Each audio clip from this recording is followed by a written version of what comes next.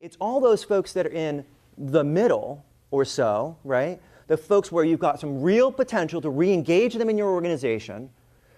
They put forth a little bit of effort, but guess what? They lose. Why? Because the winners are the ones who win. And so they come back and they say, forget about it, right? Why should I bother? All of us have been in places in our lives where we have put forth extra effort, and when it's not recognized, what do you say? Why should I do it again? Why should I bother? So for these, and I think actually a number of other reasons, motivation programs don't work. Now here's the biggest reason they don't work.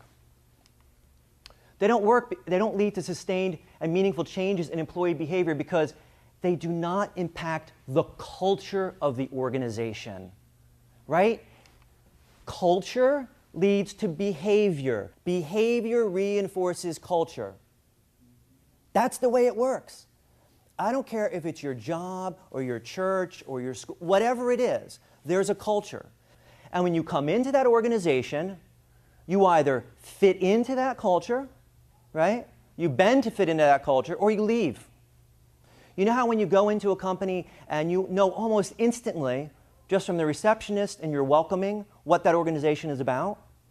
Right? Where people are friendly, they're holding doors open for one another, they're saying hello to one another, versus when you go in and people are just walking by as though they don't exist, right?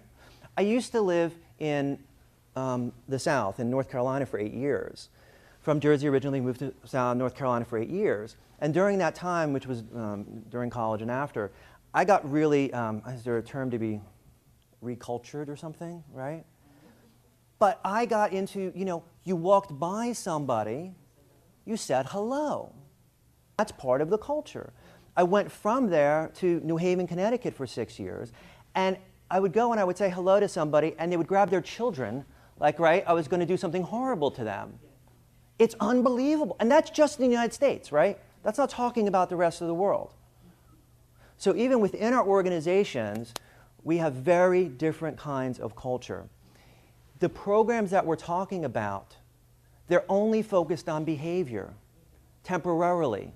They may lead to temporary surges in improvement as you're trying to work towards meeting some goal, but they will never impact the culture. And if you don't impact the culture, you're not going to lead to sustainable changes.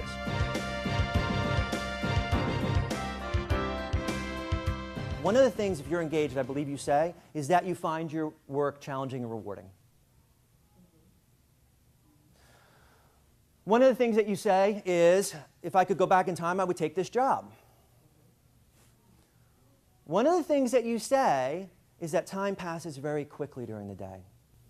Have you ever been in a job where just the hours, the minutes just dragged by, and you thought the day was never going to end? That's a bad day, isn't it? Right? A good day is when you're really in the game and you get to 5 or 6 o'clock and you may be exhausted, but you're like, where did the time go? Right? Because you were engaged. If a job came open in my department, I would recommend it to a friend. I would work just as hard for this organization as I would if I worked for myself.